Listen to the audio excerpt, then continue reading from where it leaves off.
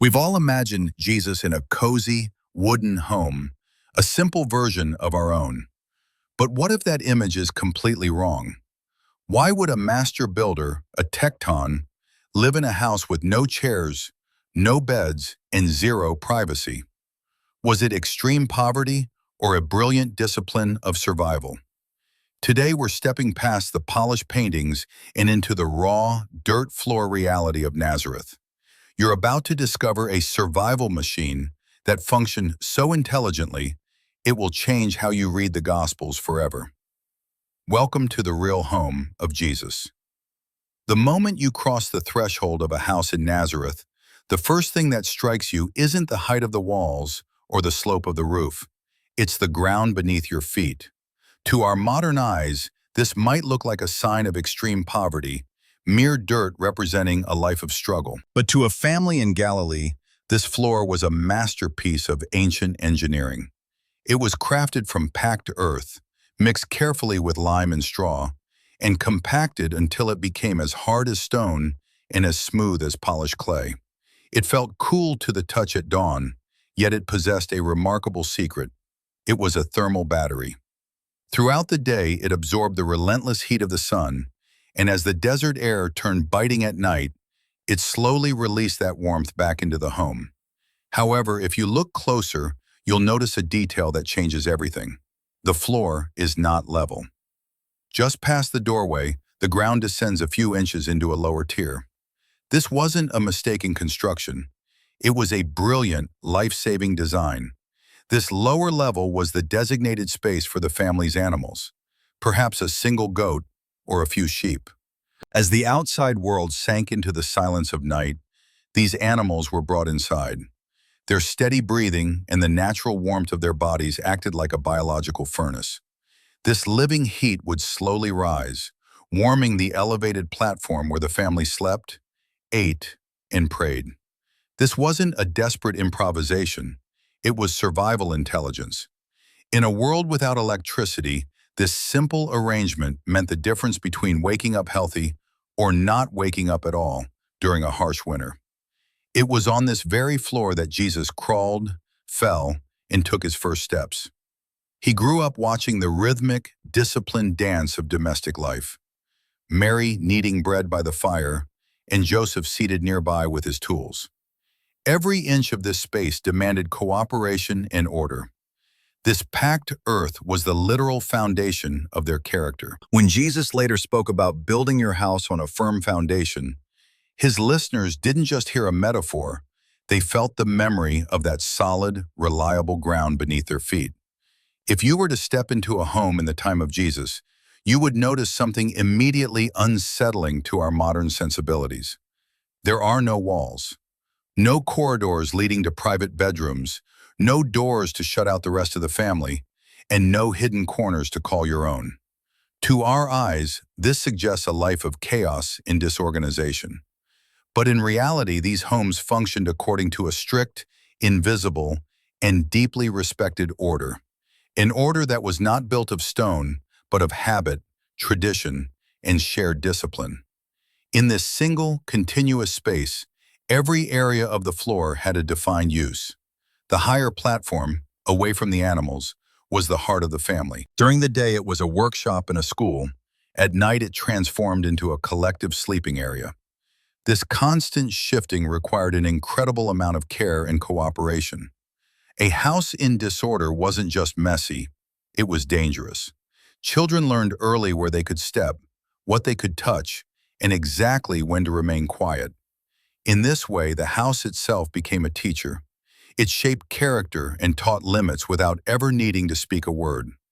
Authority didn't come from owning a private office or a large master suite, but from the responsibility one assumed within the shared space. But this leads us to a question many of us struggle to answer. How did they find any sense of privacy? Imagine a winter night in Galilee. The whole family lies side by side on their mats, only inches apart.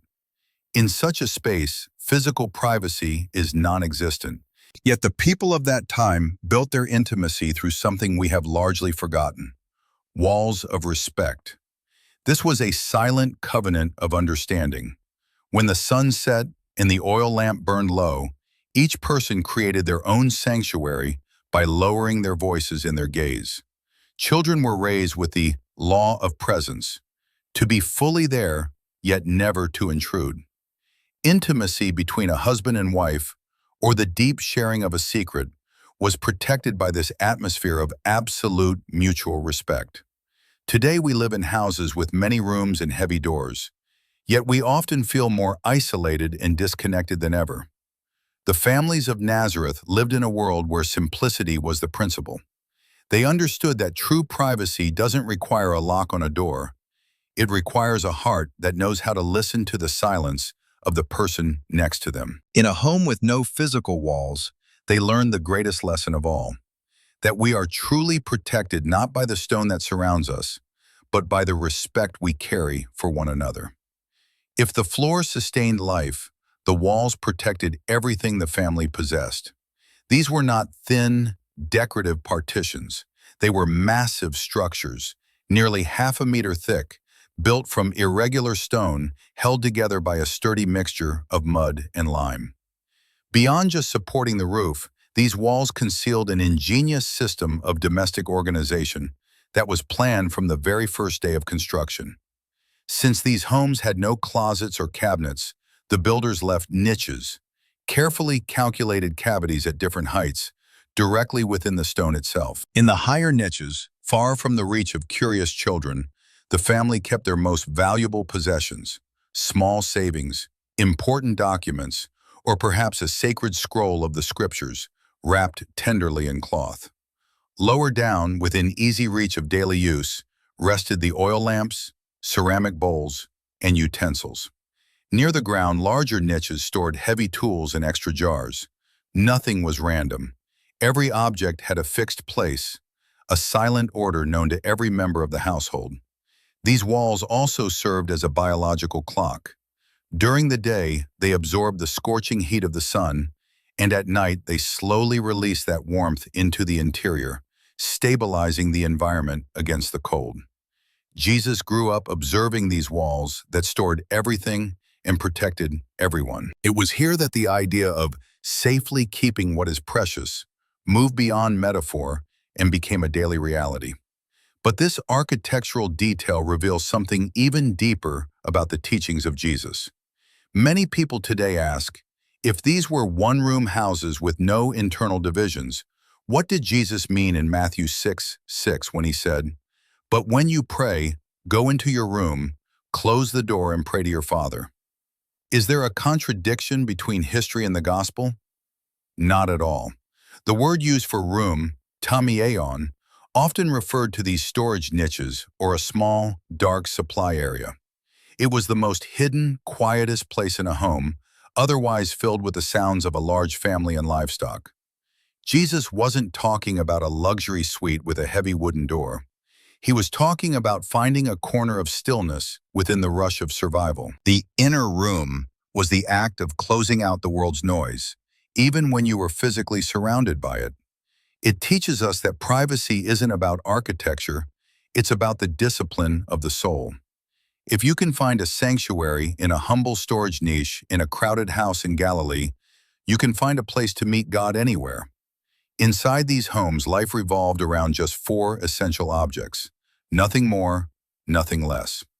First, there were the woven straw mats. Every family member had their own. In the morning, they were rolled up and leaned against the wall to make space for the day's work. At night, they were unrolled and became beds. A single object accompanied every stage of life. The second were the large ceramic jars, often partially buried in the ground to keep wheat, oil, or wine cool and protected from insects without any modern technology. Then there was the oil lamp, small but essential, providing a constant flame to prevent accidents in a space where everything happened on the floor. Finally, the brazier, a metal bowl for fire, which was moved around to cook, warm the house, or gather the family. But as we look at this scene, a sharp question often arises. If Joseph and Jesus were master craftsmen, why would their own home be so empty? Why were there no tables, chairs, or wooden bed frames? To understand this, we have to step away from our modern image of a carpenter. In the original Greek of the Gospels, the word used to describe them is tekton. This didn't just mean someone who made furniture, it meant a master builder, an artisan who worked with stone, mud, and whatever wood was available to create the very structures people lived in. In the dry, rugged landscape of Galilee, wood was a precious and expensive resource. Quality timber was reserved for the grand roofs of the wealthy or for the sturdy fishing boats that braved the Sea of Galilee. For an ordinary family, a large wooden table was an unnecessary luxury that took up far too much valuable space. Instead, the Tekton skill was poured into the house itself.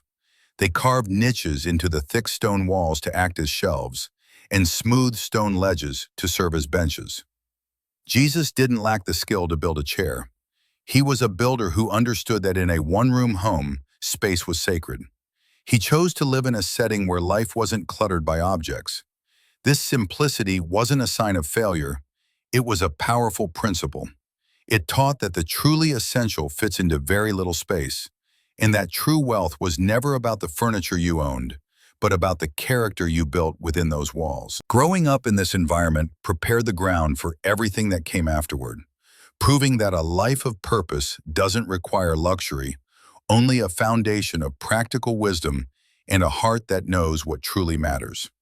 From the street, the houses of Galilee might have appeared identical. Rough stone, flat roofs, and dusty walls. But the moment you stepped inside, a hidden chasm began to open. The difference between security and constant fear lay in the details no one could see.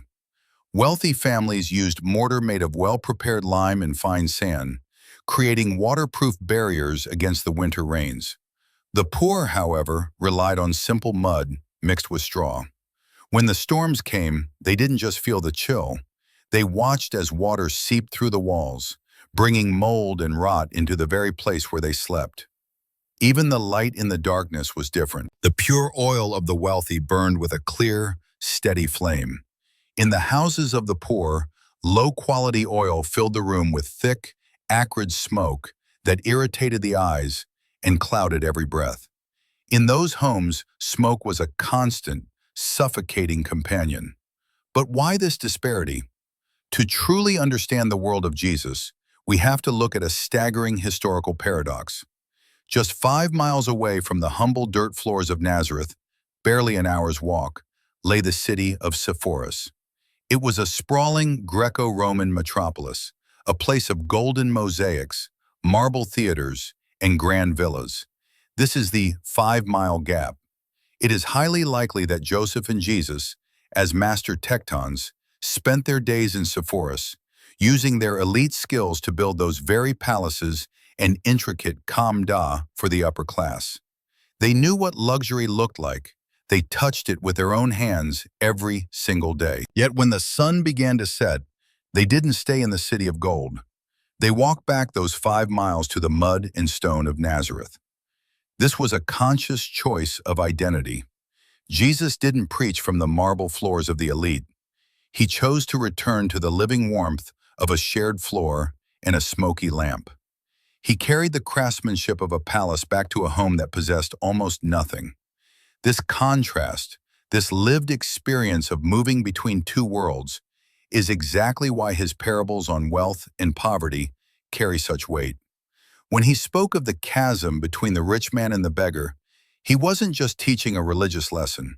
He was describing the two worlds he walked between every day of his life. He chose the floor over the marble, proving that true authority isn't born in a palace, but in the heart of the reality we all share. To truly understand the heart of this home, you have to look up. To reach the roof, you had to step outside the house and climb a narrow, steep stone staircase leaning against the exterior wall. Up there, the world suddenly opened up. The roof wasn't just a covering, it was the most alive and extension of the house itself. By day, it was a bustling workspace, clothes drying, grain being spread out, and children playing under the sun. But at night, especially in the heat of summer, the roof became a sanctuary. The entire family would gather there to sleep, with the starry sky as their only ceiling. In that silence, everyday life touched the spiritual without any ceremony. In our modern world of glowing blue screens, we have forgotten the power of this biological compass. In those homes, darkness wasn't an enemy, it was a teacher. Without electricity, the family's rhythm was perfectly synchronized with the pulse of nature. When the sun set, the tiny flame of the oil lamp became their only sun, drawing every member together into a tight, concentrated circle of light. Psychologists today call this concentrated resonance. Within that small space, the lack of physical privacy forced the human brain to develop an extraordinary sensitivity, the ability to read emotions through the rhythm of a breath, the subtle tone of a voice, or the weight of a silence. The house was more than just a shelter. It was an anchor for mental peace. Living so close to the earth and the animals wasn't a sign of misery.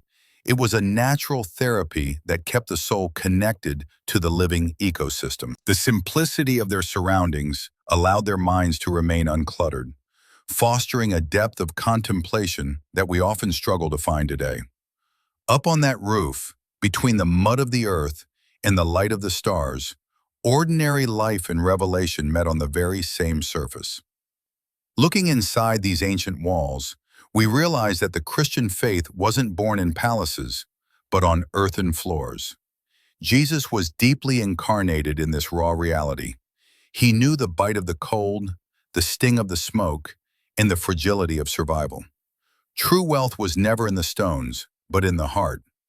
Understanding this doesn't just satisfy our curiosity, it anchors our faith in real life. If this journey through Nazareth strengthened your walk, please like, subscribe, and share. Let's help others discover the history that sustains our faith today. Until next time.